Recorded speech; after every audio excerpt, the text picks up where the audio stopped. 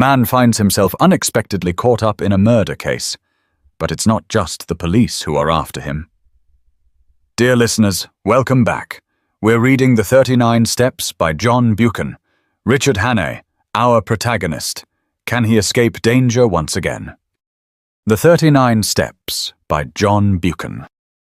You may picture me driving that 40 HP car for all she was worth over the crisp moor roads on that shining May morning, glancing back at first over my shoulder and looking anxiously to the next turning, then driving with a vague eye, just wide enough awake to keep on the highway. For I was thinking desperately of what I had found in Scudder's pocketbook. The little man had told me a pack of lies. All his yarns about the Balkans and the Jew anarchists and the Foreign Office Conference were eyewash, and so was Carolides. And yet not quite, as you shall hear. I had staked everything on my belief in his story, and had been let down. Here was his book telling me a different tale, and instead of being once bitten twice shy, I believed it absolutely. Why, I don't know. It rang desperately true, and the first yarn, if you understand me, had been in a queer way true also in spirit. The 15th day of June was going to be a day of destiny, a bigger destiny than the killing of a dago. It was so big that I didn't blame Scudder for keeping me out of the game and wanting to play a lone hand. That, I was pretty clear, was his intention. He had told me something which sounded big enough, but the real thing was so immortally big that he, the man who had found it out, wanted it all for himself. I didn't blame him. It was risks after all that he was chiefly greedy about. The whole story was in the notes, with gaps, you understand, which he would have filled up from his memory. He stuck down his authorities too, and had an odd trick of giving them all a numerical value and then striking a balance, which stood for the reliability of each stage in the yarn. The 4 names he had printed were authorities, and there was a man, Ducrone, who got 5 out of a possible 5, and another fellow, Amersfoort, who got 3. The bare bones of the tale were all that was in the book. These, and one queer phrase which occurred half a dozen times inside brackets. 39 steps was the phrase, and at its last time of use it ran. 39 steps, I counted them. High tide 10:17 p.m. I could make nothing of that. The first thing I learned was that it was no question of preventing a war. That was coming, as sure as Christmas. Had been arranged, said Scudder, ever since February 1912. Carolides was going to be the occasion. He was booked all right, and was to hand in his checks on June 14th, 2 weeks and 4 days from that May morning. I gathered from Scudder's notes that nothing on earth could prevent that. His talk of Epirote guards that would skin their own grandmothers was all billy-o. The second thing was that this war was going to come as a mighty surprise to Britain. Carolides' death would set the Balkans by the ears, and then Vienna would chip in with an ultimatum. Russia wouldn't like that, and there would be high words. But Berlin would play the peacemaker and pour oil on the waters, till suddenly she would find a good cause for a quarrel, pick it up, and in 5 hours let fly at us. That was the idea, and a pretty good one too. Honey and fair speeches, and then a stroke in the dark. While we were talking about the goodwill and good intentions of Germany, our coast would be silently ringed with mines, and submarines would be waiting for every battleship. But all this depended upon the third thing, which was due to happen on June 15th. I would never have grasped this if I hadn't once happened to meet a French staff officer, coming back from West Africa, who had told me a lot of things. One was that, in spite of all the nonsense talked in Parliament, there was a real working alliance between France and Britain, and that the two general staffs met every now and then, and made plans for joint action in case of war. Well, in June a very great swell was coming over from Paris, and he was going to get nothing less than a statement of the disposition of the British Home Fleet on mobilization. At least I gathered it was something like that. Anyhow, it was something uncommonly important. But on the 15th day of June, there were to be others in London. Others at whom I could only guess. Scudder was content to call them collectively the Black Stone. They represented not our allies, but our deadly foes. And the information, destined for France, was to be diverted to their pockets. And it was to be used, remember, used a week or two later, with great guns and swift torpedoes, suddenly in the darkness of a summer night. This was the story I had been deciphering in a back room of a country inn, overlooking a cabbage garden. This was the story that hummed in my brain as I swung in the big touring car from glen to glen. My first impulse had been to write a letter to the Prime Minister, but a little reflection convinced me that that would be useless. Who would believe my tale? I must show a sign, some token in proof, and heaven knew what that could be. Above all, I must keep going myself, ready to act when things got riper, and that was going to be no light job with the police of the British Isles in full cry after me and the watchers of the Black Stone running silently and swiftly on my trail. I had no very clear purpose in my journey, but I steered east by the sun, for I remembered from the map that if I went north, I would come into a region of coal pits and industrial towns. Presently I was down from the moorlands and traversing the broad Hoff of a river. For miles I ran alongside a park wall, and in a break of the trees I saw a great castle. I swung through little old thatched villages and over peaceful lowland streams and past gardens blazing with hawthorn and yellow laburnum. The land was so deep in peace that I could scarcely believe that somewhere behind me were those who sought my life. Aye, and that in a month's time, unless I had the almightiest of luck, these round country faces would be pinched and staring, and men would be lying dead in English fields. About midday I entered a long, straggling village and had a mind to stop and eat. Halfway down was the post office, and on the steps of it stood the postmistress and a policeman hard at work conning a telegram. When they saw me, they wakened up, and the policeman advanced with raised hand and cried on me to stop. I nearly was fool enough to obey. Then it flashed upon me that the wire had to do with me, that my friends at the inn had come to an understanding, and were united in desiring to see more of me, and that it had been easy enough for them to wire the description of me and the car to 30 villages through which I might pass. I released the brakes just in time. As it was, the policeman made a claw at the hood, and only dropped off when he got my left in his eye. I saw that main roads were no place for me, and turned into the byways. It wasn't an easy job without a map, for there was the risk of getting onto a farm road and ending in a duck pond or a stable yard, and I couldn't afford that kind of delay. I began to see what an ass I had been to steal the car. The big green brute would be the safest kind of clue to me over the breadth of Scotland. If I left it and took to my feet, it would be discovered in an hour or two, and I would get no start in the race. The immediate thing to do was to get to the loneliest roads. These I soon found when I struck up a tributary of the big river, and got into a glen with steep hills all about me, and a corkscrew road at the end which climbed over a pass. Here I met nobody, but it was taking me too far north, so I slewed east along a bad track, and finally struck a big double-line railway. Away below me I saw another broadish valley, and it occurred to me that if I crossed it I might find some remote inn to pass the night. The evening was now drawing in, and I was furiously hungry, for I had eaten nothing since breakfast except a couple of buns I had bought from a baker's cart. Just then I heard a noise in the sky, and lo and behold there was that infernal aeroplane, flying low, about a dozen miles to the south, and rapidly coming towards me. I had the sense to remember that on a bare moor I was at the aeroplane's mercy, and that my only chance was to get to the leafy cover of the valley. Down the hill I went like blue lightning, screwing my head round whenever I dared to watch that damned flying machine. Soon I was on a road between hedges and dipping to the deep-cut glen of a stream. Then came a bit of thick wood where I slackened speed. Suddenly on my left I heard the hoot of another car, and realized to my horror that I was almost up on a couple of gateposts through which a private road debouched on the highway. My horn gave an agonized roar, but it was too late. I clapped on my brakes, but my impetus was too great, and there before me, a car was sliding athwart my course. In a second, there would have been the deuce of a wreck. I did the only thing possible and ran slap into the hedge on the right, trusting to find something soft beyond.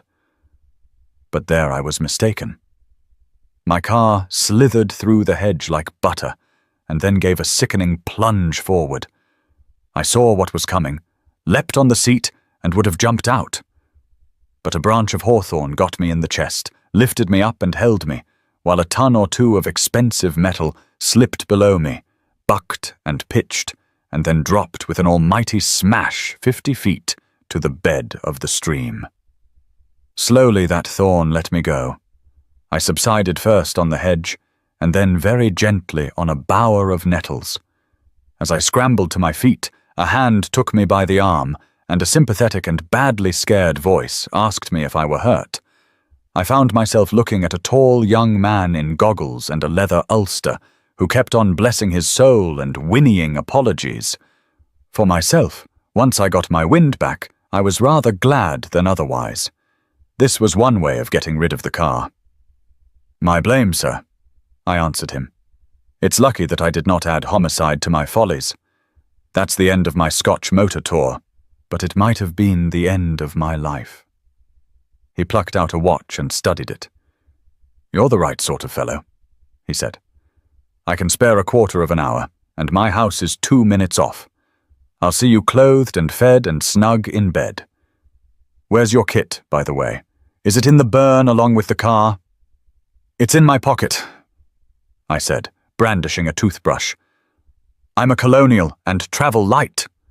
"A colonial!" he cried. "By gad, you're the very man I've been praying for. Are you by any blessed chance a free trader?" "I am," said I, without the foggiest notion of what he meant. He patted my shoulder and hurried me into his car.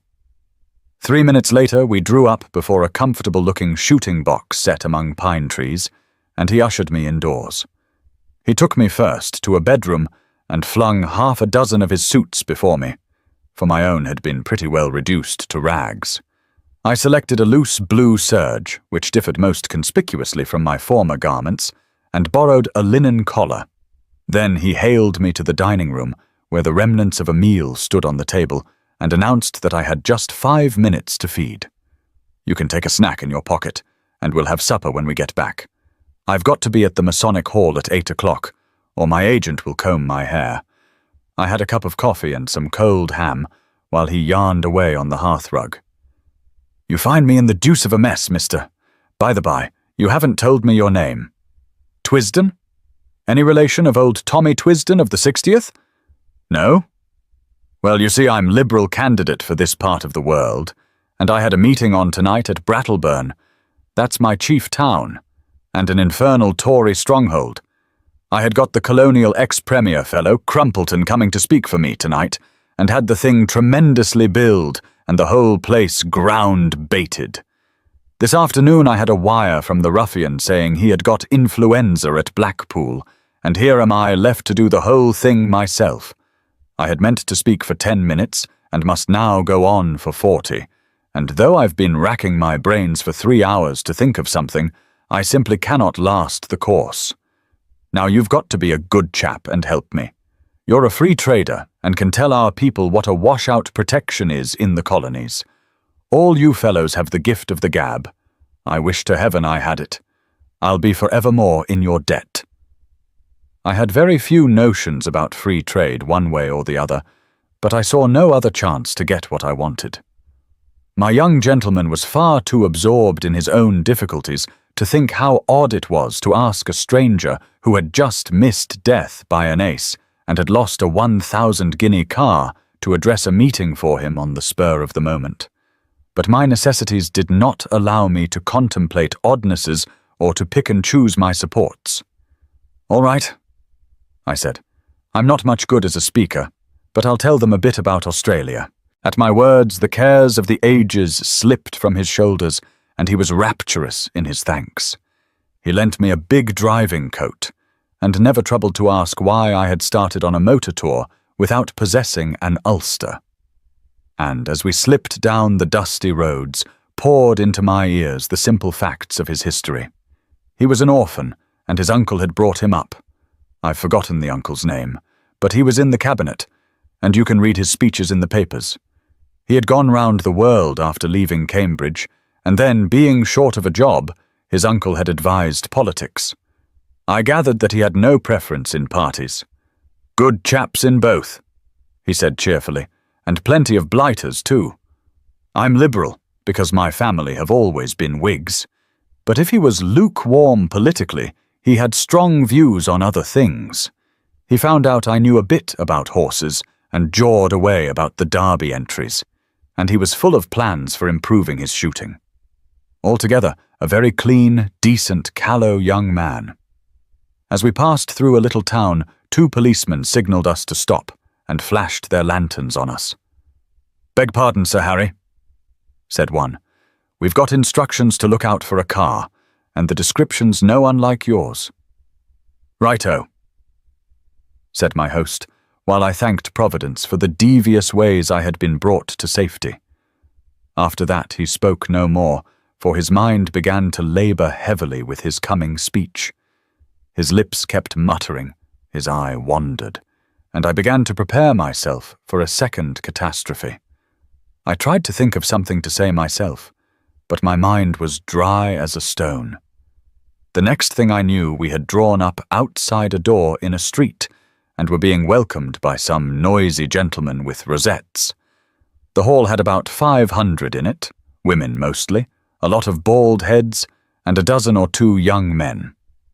The chairman, a weaselly minister with a reddish nose, lamented Crumpleton's absence, soliloquized on his influenza, and gave me a certificate as a trusted leader of Australian thought. There were 2 policemen at the door, and I hoped they took note of that testimonial. Then Sir Harry started. I never heard anything like it. He didn't begin to know how to talk. He had about a bushel of notes from which he read, and when he let go of them, he fell into one prolonged stutter. Every now and then he remembered a phrase he had learned by heart, straightened his back, and gave it off like Henry Irving. And the next moment he was bent double and crooning over his papers. It was the most appalling rot, too. He talked about the German menace and said it was all a Tory invention to cheat the poor of their rights and keep back the great flood of social reform. But that organised Labour realised this and laughed the Tories to scorn. He was all for reducing our navy as a proof of our good faith, and then sending Germany an ultimatum telling her to do the same, or we would knock her into a cocked hat. He said that, but for the Tories, Germany and Britain would be fellow workers in peace and reform. I thought of the little black book in my pocket. A giddy lot Scudder's friends cared for peace and reform, yet in a queer way I liked the speech. You could see the niceness of the chap shining out behind the muck with which he had been spoon-fed. Also, it took a load off my mind. I mightn't be much of an orator, but I was 1,000% better than Sir Harry. I didn't get on so badly when it came to my turn. I simply told them all I could remember about Australia, praying there should be no Australian there, all about its Labour Party and emigration and universal service. I doubt if I remembered to mention free trade, but I said there were no Tories in Australia, only Labour and Liberals. That fetched a cheer, and I woke them up a bit when I started in to tell them the kind of glorious business I thought could be made out of the empire if we really put our backs into it. Altogether, I fancy I was rather a success. The minister didn't like me, though, and when he proposed a vote of thanks, spoke of Sir Harry's speech as statesmanlike and mine as having the eloquence of an emigration agent. When we were in the car again, my host was in wild spirits at having got his job over. "A ripping speech, Twisden," he said. "Now you're coming home with me. I'm all alone, and if you'll stop a day or 2, I'll show you some very decent fishing." We had a hot supper, and I wanted it pretty badly, and then drank grog in a big, cheery smoking room with a crackling wood fire. I thought the time had come for me to put my cards on the table. I saw by this man's eye that he was the kind you can trust. "Listen, Sir Harry," I said. "I've something pretty important to say to you. You're a good fellow, and I'm going to be frank. Where on earth did you get that poisonous rubbish you talked tonight?" His face fell. "Was it as bad as that?" he asked ruefully. It did sound rather thin. I got most of it out of the Progressive magazine and pamphlets that agent chap of mine keeps sending me. But you surely don't think Germany would ever go to war with us? Ask that question in 6 weeks and it won't need an answer. I said, "If you'll give me your attention for half an hour, I am going to tell you a story. I can see yet that bright room with the deers' heads and the old prints on the walls, Sir Harry standing restlessly on the stone curb of the hearth, and myself lying back in an armchair, speaking. I seemed to be another person, standing aside and listening to my own voice, and judging carefully the reliability of my tale. It was the first time I had ever told anyone the exact truth, so far as I understood it, and it did me no end of good, for it straightened out the thing in my own mind. I blinked no detail. He heard all about Scudder, and the milkman, and the notebook, and my doings in Galloway. Presently he got very excited and walked up and down the hearthrug. "So you see," I concluded, "you have got here in your house the man that is wanted for the Portland Place murder. Your duty is to send your car for the police and give me up. I don't think I'll get very far. There'll be an accident, and I'll have a knife in my ribs an hour or so after arrest. Nevertheless, it's your duty, as a law-abiding citizen. Perhaps in a month's time you'll be sorry, but you have no cause to think of that." He was looking at me with bright, steady eyes. "What was your job in Rhodesia, Mr. Hannay?" he asked. "Mining engineer," I said. "I've made my pile cleanly, and I've had a good time in the making of it. Not a profession that weakens the nerves, is it?" I laughed. "Oh, as to that, my nerves are good enough. I took down a hunting knife from a stand on the wall and did the old Mashona trick of tossing it and catching it in my lips. That wants a pretty steady heart." He watched me with a smile. "I don't want proofs. I may be an ass on the platform, but I can size up a man. You're no murderer and you're no fool, and I believe you are speaking the truth. I'm going to back you up. Now, what can I do? First, I want you to write a letter to your uncle. I've got to get in touch with the government people sometime before the 15th of June. He pulled his moustache. "That won't help you.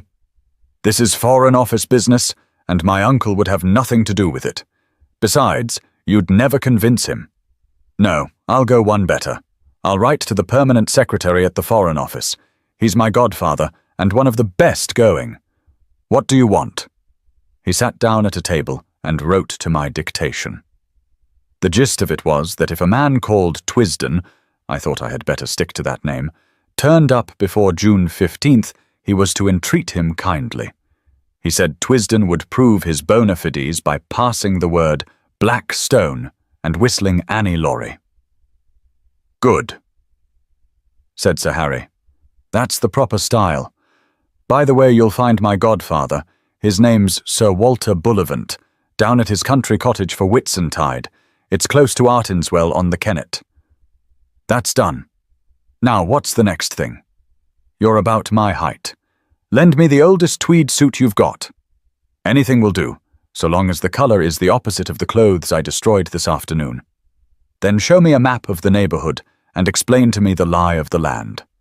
Lastly, if the police come seeking me, just show them the car in the glen.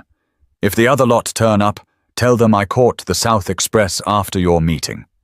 He did, or promised to do, all these things.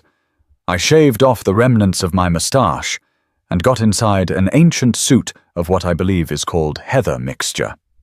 The map gave me some notion of my whereabouts and told me the two things I wanted to know: where the main railway to the south could be joined, and what were the wildest districts near at hand. At 2 o'clock, he wakened me from my slumbers in the smoking-room armchair and led me blinking into the dark, starry night. An old bicycle was found in a tool shed and handed over to me. "First turn to the right, up by the long fir wood," he enjoined. "By daybreak you'll be well into the hills. Then I should pitch the machine into a bog and take to the moors on foot. You can put in a week among the shepherds and be as safe as if you were in New Guinea. I pedalled diligently up steep roads of hill gravel till the skies grew pale with morning. As the mists cleared before the sun, I found myself in a wide green world, with glens falling on every side and a far-away blue horizon. Here, at any rate, I could get early news of my enemies. Do you think Sir Harry's letter will make a difference?